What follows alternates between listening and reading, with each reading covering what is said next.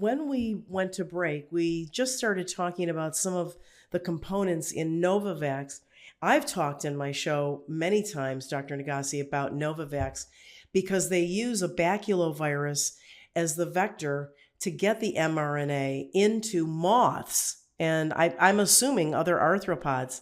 And Mm, the idea is that the moths make the spike protein by the mhm, billions, then they extract those with their genetic like machinery, and mm, then they extract these billions of spikes, embed mhm. them or onto graphene sheets, and then put that into the lipid nanoparticle or some other vehicle, and then inject that into human beings. And you're a molecular biologist, you're a cell expert.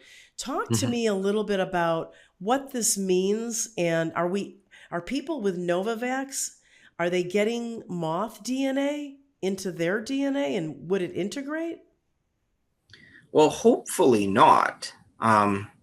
But again, it's anybody's guess what's actually in the injections these days. I mean, the amount of deception, they've deceived me since Yeah, medical school, right? And that's over 20 years ago, right? yeah. And they've deceived medical schools for over half a century. They've deceived everyone, right? And Right. then the minute any, pediatrician or researcher starts to catch on to the toxicity of the vaccines, like look at what happened to Andrew Wakefield in the 90s.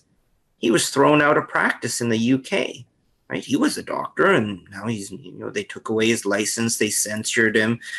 He had his research articles retracted. And then down in Oregon, you have Dr. Paul Thomas, pediatrician, and he just looked back over his medical records over the decades, and he saw that the unvaccinated children in his practice, they came in to visit him way fewer times because they weren't as sick. They didn't come in for an emergency visit because of a pneumonia or because of this or that, right? Wow. Right. That's a Right. really good study. But there was so much medical journal, and maybe it was pushed by the pharmaceutical industry, just bribing the medical journals. I don't know where that came from, but he had to retract a really good article, right? Right. And you know what? Right. I've done a practice review medical journal article. That was plate removal in facial fractures. That I think I published. That must have been 2006. Mm-hmm. And that was a review of one very, very busy facial trauma surgeon in Vancouver. And Mm. we looked back at 13 years, so almost a decade and a half of data, and found out, well, he found out that a lot of the plates that he put into people's faces for traumas, that the plates ended up having to be taken out, right? So that was a good piece of medical research. So practice reviews, like going back, even with just one doctor's practice and reviewing a decade or more of their data, like what they got paid for, how many visits with a patient, that is a valid method of medical research. And yet, for some reason, Paul Thomas, who does the same thing, but instead of talking about facial traumas, he's talking about disease rates in vaccinated versus unvaccinated children that he's followed since birth, that has to be retracted. Yeah. That is Yeah. that is corruption right there. Absolutely. These companies are getting away with, well, literally murder. Mhm. I don't, how does Canada work in terms of immunity, like legal immunity? Is it similar to, we've got several Mhm. things that came down the pike. We had the 1986 Mhm. law that was signed in by President Reagan. What he really did was he took the responsibility for financial compensation away from pharma and put it on the Mhm. backs of the American taxpayer. People Mhm. didn't realize that, and then they title these laws, the Vaccine Children's Compensation Act. But are these companies as free, scot free from legal liability as they are here? I suspect it's identical. Mm, But in the Canadian political and legal system, I suspect there's a lot that is mm, hidden in non-disclosure agreements mm-hmm, that the mm-hmm. public never gets to know. And there's atrocious things that happen in Canada that I don't think would ever happen in the US, but I might be wrong about that. Some states in the US are pretty, well, for the lack of a better word, corrupt and fascist. I mean, the one example here up in Alberta was that a patient in his 80s had a blood clot in his leg that was between 2 and 3 feet long, and it was Oh impairing the my. circulation to his leg. Yeah. And this was shortly after he got, I think it was the second dose of one of the mRNA vaccines. But before Alberta Health Services would let him have the surgery to remove the blood clot, they made him sign a non-disclosure agreement. What? Yeah, you're not allowed to have the surgery to remove a blood clot from your leg because it happened shortly after a COVID vaccination. They won't let this patient have his surgery until he signs a non-disclosure agreement. Wow. Wow. That's these companies are too big. They're criminal. They're getting away with murder. I want to talk a little bit about, because it's a treat to have you with your background in cell, biology. Mhm. You've often, I don't know if you're still doing, public speeches and warning people, but I remember there was one last year or the year before. You Mhm. were so passionate about the human genome being poisoned. Yeah, How do you feel about that now? We're like another year and a half out from these shots. That you know.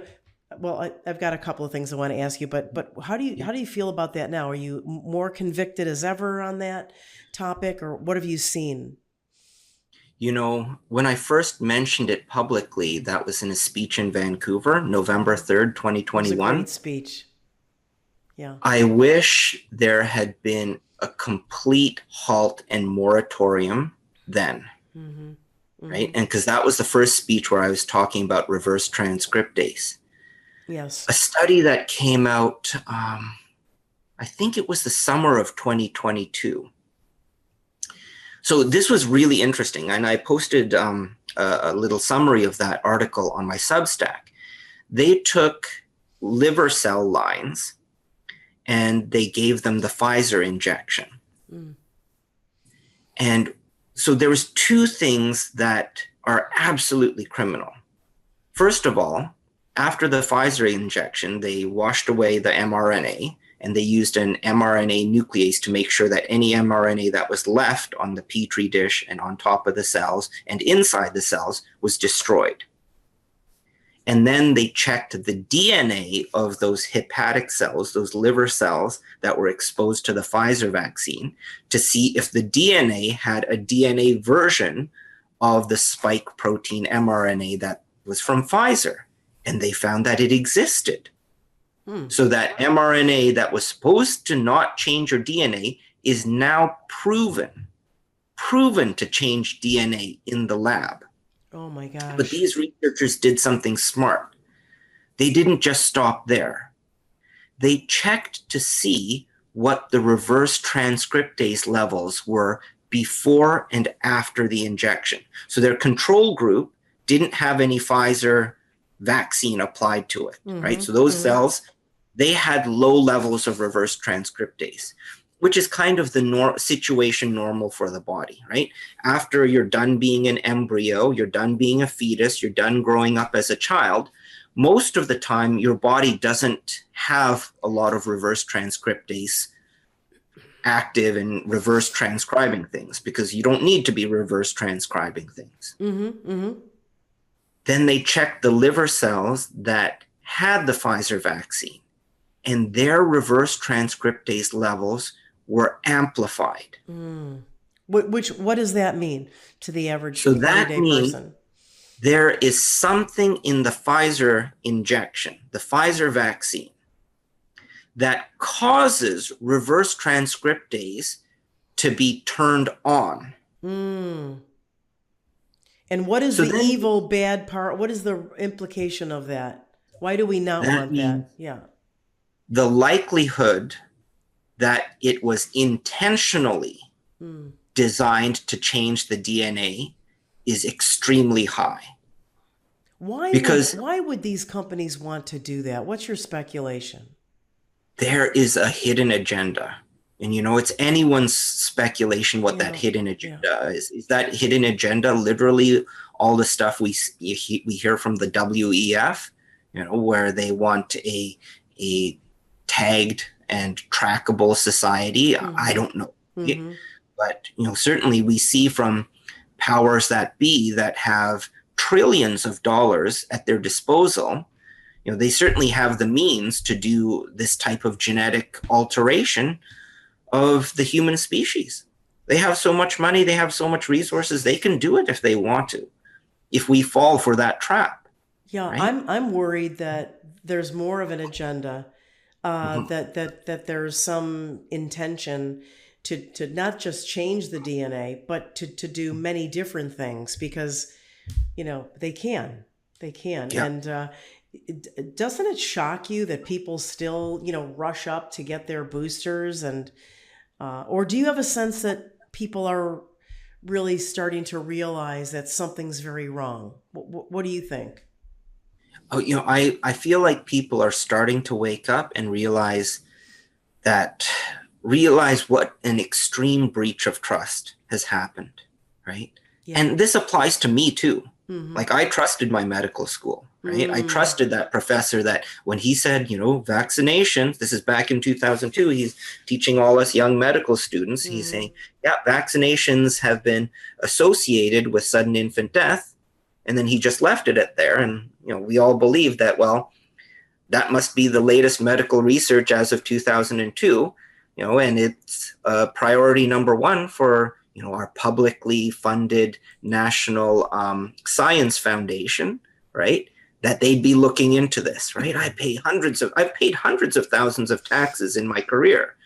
And it's under the trust and understanding that, what I pay, what we as society contribute to in Canada, it's called NSERC. It's the National Science and Research.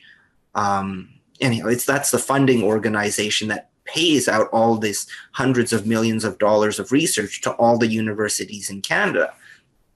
We Yeah. do it under the expectation that this money is being used for the betterment of mankind, Yeah. right? I want to go back to the changes in in DNA Mm-hmm. integration and all that, and what it means for you know future generations in a sense. But here's where I'm coming from with the question. I get a lot Mm-hmm. of people writing to me asking me similar question to the effect of my adult daughter just got married to this guy. He took the shots, she didn't, or maybe they both took them. The Mm-hmm. parent understands that this is dangerous, but says they're trying to have a child. Now, if they have a child and one or both had these Mm-hmm. shots and they have changed DNA, are they Mm-hmm. going to pass this to their children? The only way to find out is to do a DNA sequencing on the sperm and eggs. Oh, okay. Okay. Now, this is the scary part. So when the body's making sperm or making eggs, Mm-hmm. that's one of the situations where the body naturally makes reverse transcriptase, right? And so if you have mRNA floating around, mRNA that's not of human origin Mm-hmm. floating around in the blood because of a Pfizer or Moderna injection, and that mRNA somehow finds its way into an egg or a sperm cell, then the chances are much higher in an egg or sperm cell that that mRNA is going to be changed into DNA and alter the DNA of that sperm or egg cell. Now, what we now know over the past year is not only is the reverse transcriptase that's naturally active in sperm or egg cells, causing a risk of DNA change, that there is something in the Pfizer injection that turns that reverse transcriptase all the way up to 11. That makes it even more likely that there's going to be a DNA and RNA change. Because now all of a sudden you don't have natural reverse transcriptase activity. Yeah. You have abnormally high reverse transcriptase activity. Well, and that's what they proved in the liver cells. You have repeatedly attributed it to Pfizer. Is it because that was the only one studied of the two? Because it's our understanding. Yeah, that was the only one. Okay, yeah, I was that going to was say the only one because they did the cell study. it's our understanding, right, that Moderna is a similar construction. But here's the other thing, Dr. Nagase. We don't know. We've seen communication documents that indicate that Pfizer was given up to 50% like non-disclosure, on their materials, on these vials. So we don't even know what's in these, do we? That's right. We don't know. This is just the stuff that we do know. Right. And then I was in contact with a couple researchers in Japan, one who was at Tokyo University, who I heard it was impossible. He's a professor, tenured professor, and he was trying to get samples of Pfizer, could not get them. Like, was he going to study the contents? He was going to study them. And why couldn't he? And the company wouldn't give them to him? Could not obtain it. Whether it was the government or the company or he could not get it. Tenured professor, getting paid for by the government because, it's Tokyo. So he's like, well, I'm getting paid by the public. I might as well do some public good. And since everyone's taking these injections, I should find out and independently verify what's actually in the vials.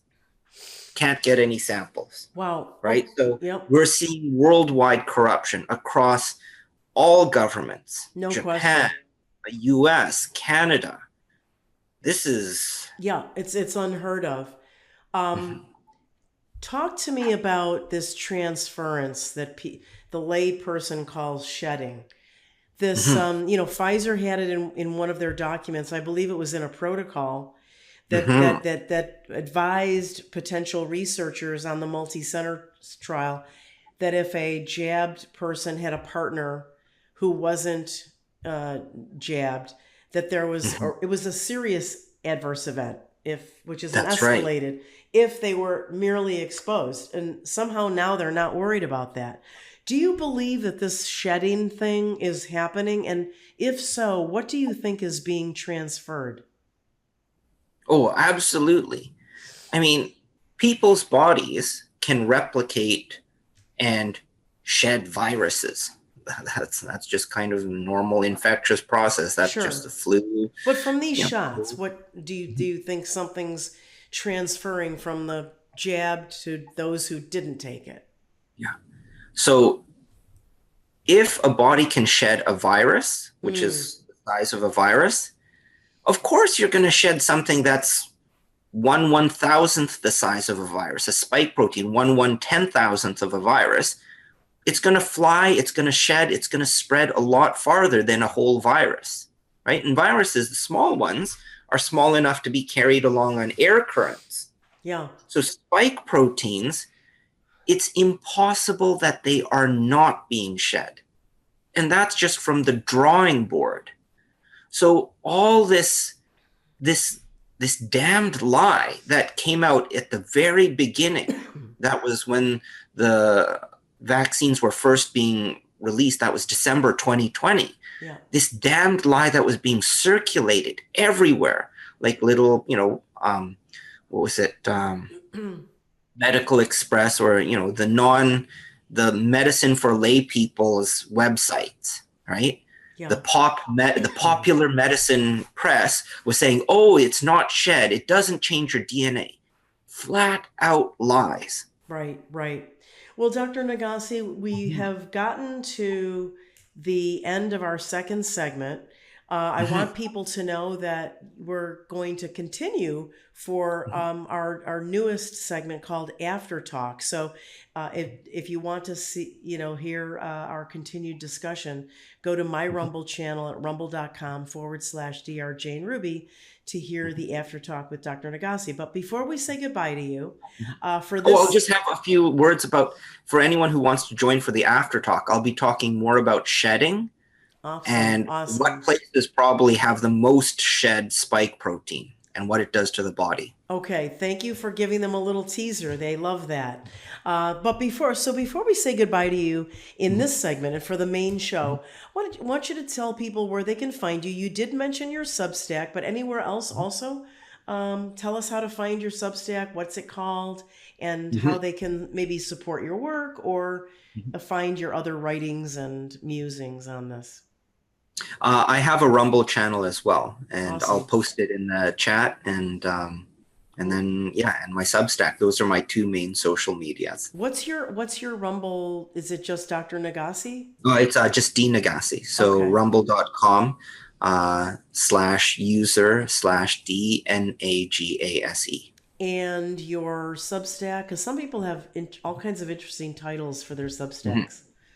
Mine, the title is called Logical Surprises, but the address is danielnagase.substack.com. Okay, perfect. Thank you so much for being with me today. And for those of you, don't go away. After Talk will be coming shortly. Thanks, Dr. Nagase. Thank you. I'll be back in a moment with some parting words. Don't go away. According to Dr. Mark Rosenberg, physician and Army vet, the immune system doesn't just keep us healthy and safe. It's literally the master switch for our energy, our clarity, and mobility. So if you're feeling tired, achy, or worn down, there's a good chance that your immune system needs support. Immunity has been the perfect backdoor for trying to take away our freedoms. But now, Dr. Rosenberg's #1 suggestion for supporting your immunity this winter and all the time is BioShield MD with 7 potent flavonoids to deliver targeted immune support by boosting your natural energy levels, improving your mental clarity and mood, and help you experience real joint comfort. Click on the link or go to biomd.info/Jane to check it out now. Well, thank you for being with me tonight. Dr. Nagase's expertise in molecular biology gives us a special look into what these bioweapon shots are doing to the human genome. And you won't want to miss the After Talk, where he explains shedding, and he's got a new warning about where it could be coming from. I invite you now to subscribe to my Rumble channel. It's premium content that's always completely free to you because it's critical to your health and well-being. You can subscribe at rumble.com/Dr. Jane Ruby and on my Telegram channel where I break the medical news of the day at t.me/Dr. Jane Ruby. Don't forget Getter, Gab, Truth Social, and Twitter. And if you would like to support my legal defense in this baseless lawsuit filed against me by Dr. Robert Malone, please go to givesendgo.com/protect Dr. Jane. That's givesendgo.com/protect Dr. Jane. Well, have a blessed evening, and I will see you back here to wrap up the week on Friday. Don't miss my coffee chats Tuesday, Thursday, and Saturdays. Have a great night, everybody.